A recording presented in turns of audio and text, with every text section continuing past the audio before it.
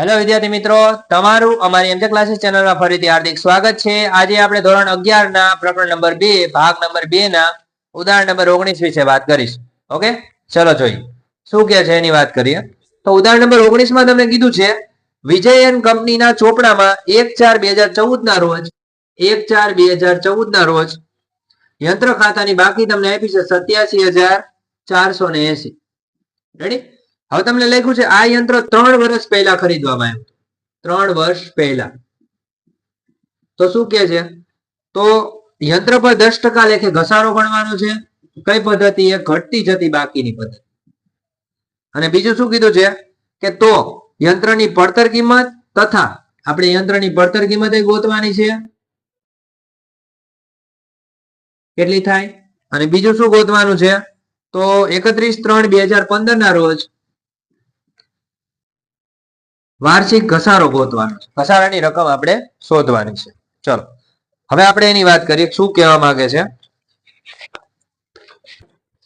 ચલો જોઈએ। હવે સૌથી પહેલું કામ જો આપણે ઘસારો પછી ગણી, પહેલા પડતર કિંમત ગોતીએ। રેડી? તો ચલો ધારો કે યંત્રની પડતર કિંમત 100 રૂપિયા છે। હવે એમ કીધું કે આ યંત્ર 3 વર્ષ પહેલા ખરીદવામાં આવ્યું, તો એનો ઘસારો કેટલો હતો? 10% હતો। તો એનો મતલબ 100 ના 10% એટલે 10 રૂપિયા થાય। 3 વર્ષનો કેટલો થાય? 10 તેરી 30, એનો મતલબ 30 રૂપિયા ઘસારો થયો। હવે તમે એને બાદ કરી નાખો કેટલા આવ્યા? 70 રૂપિયા। તો અહીં ત્રિરાશી મૂકવાનું, ઘસારા બાદ કિંમત, ઘસારા બાદ કિંમત, અને અહીંયા શું આવશે? પડતર કિંમત। તો ઘસારા બાદ કિંમત 70 હોય ત્યારે એની પડતર કિંમત કેટલા રૂપિયા હતી? 100 રૂપિયા। આપણી પાસે ઘસારા બાદ કિંમત કેટલી? 87,480, ત્યારે એની પડતર કિંમત કેટલી? તો 87,480 ગુણ્યા 100 ભાગ્યા આવશે 70। ચલો ગુણાકાર કરો કેટલો થાય?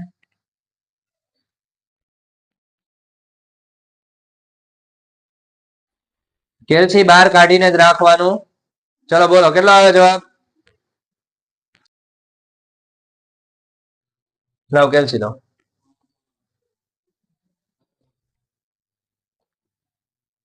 ₹87,480 ગુણ્યા 100 ભાગ્યા 70। જો તમારો જવાબ આવે છે 1,24,971। હવે આટલો જવાબ આપણે ચેક કરી લઈ, આઈ થિંક તમારે આટલો જવાબ આવે છે કે નહીં? એક મિનિટ આપણી થોડીક મિસ્ટેક થાય છે અહીંયા। આપણે ઘટતી જતી બાકીની પદ્ધતિ છે ને, તો આપણે આ પદ્ધતિનો ઉપયોગ નહીં થયો। ચલો આપણે જોઈ લઈએ ઘટતી જતી બાકીની પદ્ધતિમાં કેમ ઉપયોગ થાય એની વાત કરીએ। એમાં આ રીતે ગણતરી જ નહીં આવે।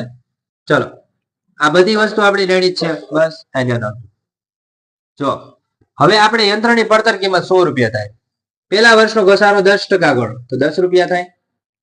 હવે તમે બાદ કરો કેટલા આવ્યા? 90 રૂપિયા। હવે એના પાછા 10% કરો, બીજા વર્ષનો ઘસારો એટલે 9 રૂપિયા આવે। રકમ કેટલી આવી? 81। રેડી?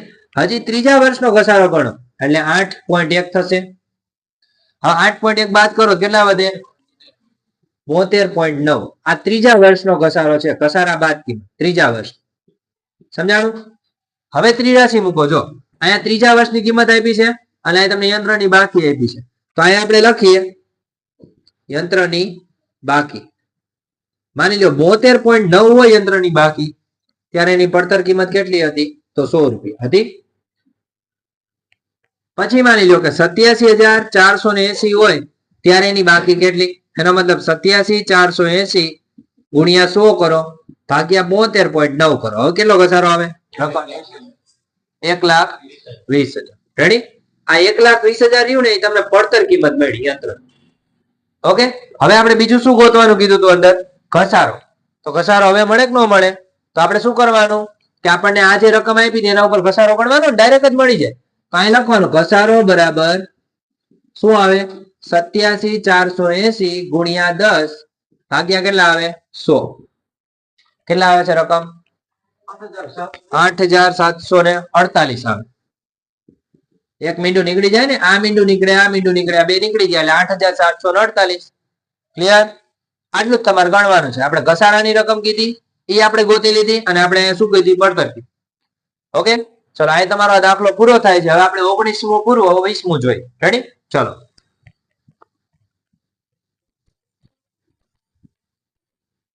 ચલો 20મા ઉદાહરણમાં શું કે છે એની વાત કરીએ.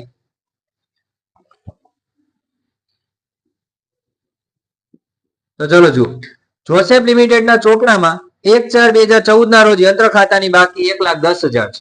તો આપણે અહીંયા જોઈએ કે 1/4/2014 ના રોજ યંત્ર ખાતાની બાકી છે 1,10,000. હવે તમને કીધું છે કંપની દર વર્ષે 5% લેખે ઘટતી જતી બાકીની પદ્ધતિએ ઘસારો ગણે છે. ઓકે, તો 30/9/2014 ના રોજ 30/9/2014 ના રોજ 30% નુકસાનથી યંત્ર વેચી દીધું. 30% નુકસાન. તો શું કરવાનું છે? ઉપરની વિગતોના આધારે જરૂરી આમ નોંધ અને યંત્ર ખાતું તૈયાર કરો. ચલો આ બોર્ડ પર જો. હવે જો 30/9/14 એટલે આ વર્ષ જ થયું, મતલબ ઈ વર્ષના જ મહિના થયા. તો પેલું કામ કરવાનું 1/4/2014 છે એની રકમ હતી 1,10,000. એના આની પર ઘસારો ગણવાનો. તો આની પર આપણે ઘસારો ગણીએ કેટલા ટકા હતો? 5%. સમજાણું? તો આપણે શું કરવાનું? 1,10,000 ના 5% કરવાના 5/100. અને કેટલા મહિનાનો ઘસારો ગણવાનો? તો આપણે 30/9 ના રોજ વેચ્યું ને તો 30/9 સુધીનો જ ઘસારો ગણવાનો. તો બે વચ્ચેનો ગેપ કેટલા મહિનાનો થાય? 6 માસ થાય. તો કરો 1,10,000 ગુણ્યા 5 ગુણ્યા 6 ભાગ્યા 1200 કેટલા આવે? 1,10,000 ગુણ્યા 5 ગુણ્યા 6 કેટલા? 2,750. રેડી? આટલો તમને ઘસારો મળ્યો. એની પ્રોબ્લેમ? ઓકે ચલો 2,750 6 મહિનાનો જ ઘસારો ગણ્યો છે. હવે એ રકમ બાદ કરો તો કેટલા આવે? 1,07,250. ચલો આમાં કોઈ ડાઉટ છે? અહીંયા સુધી સમજાણું ને? હવે આ યંત્ર આપણે વેચ્યું કેટલા ટકા નુકસાનથી? 30% નુકસાન. તો આ 30% નુકસાનથી વેચી દો. આના 30% કરો કેટલા થાય? 32,175. ચલો એ માઇનસ કરો કેટલી રકમ આવે? કેટલા? 75,075. રેડી? ચલો આ રકમ આપણે શું કર્યું? વેચાણ કર્યું. હવે તમને શું કીધું છે? તમારે જરૂરી આમનો લખવાનું. ઓકે, બીજું કઈ કીધું નથી. અને યંત્ર ખાતું બનાવવાનું કીધું. પહેલા હું તમને આમનો સમજાવી દઉં. ઓકે, ચલો પહેલી આમનો શું થાય? તો આની ઘસારા. હું બોલું છું સાંભળજો. ઘસારા ખાતે ઉધાર તે યંત્ર ખાતે જમા 2,750. પછી બીજી આમ નોંધ, નફા નુકસાન ખાતે ઉધાર તે ઘસારા ખાતે જમા 2,750. ત્રીજી આમ નોંધ કે જ્યારે તમે વેચ્યું યંત્ર તો વેચાણ કર્યું એટલે આપણને પૈસા કેટલા મળ્યા? 75,075. તો બેંક ખાતે ઉધાર 75,075. યંત્ર વેચાણના નુકસાન ખાતે ઉધાર 32,175. તે યંત્ર ખાતે જમા 1,07,250. સમજાણું? ખબર પડી? આ રીતે 3 આમનો લખવાની. 3 જ આમનો થાય. હવે આને કઈ રીતે બનાવવાનું? જો હું તમને આ ટૂંકમાં સમજાવી દઉં છું કે યંત્ર ખાતું તમારે કેમ બનાવવાનું. ચલો આ રકમનું ખાનું, અહીંયા આપણે નોપા અને તારીખનું. રેડી? અહીંયા આવશે તારીખ, વિગત, નોપા અને રકમ. તો અહીંયા લખવાનું શું? યંત્ર ખાતું. હવે અહીંયા આવશે ઉધાર, અહીંયા આવશે જમા. તારીખ, વિગત, નોપા, રકમ રૂપિયા, તારીખ, વિગત, નોપા, રકમ રૂપિયા. સમજાણું? આ રીતે યંત્ર ખાતું છે. હવે જો સાંભળો, આ ધ્યાન રાખજો. પેલા બાકી લખવાનું. તો બાકી આપણે 1/4/14 ની આપી હતી, લખવાનું 1/4/2014. કેટલા આવશે બાકી? આગળ લાવી.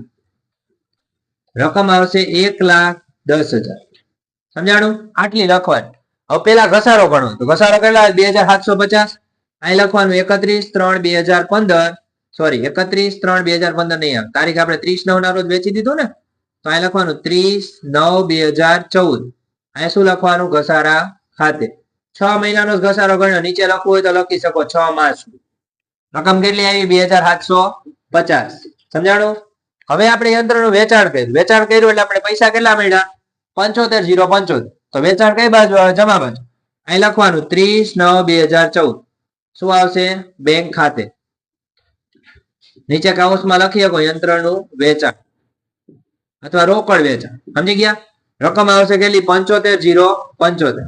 હવે તમને જે નુકસાન થયું ને એ આપણે કોના ખાતે લખતા હતા? નફા નુકસાન ખાતે. અહીં લખવાનું 30/9/2014. અહીં લખવાનું શું? નફા નુકસાન ખાતે. રકમ કેટલી આવશે?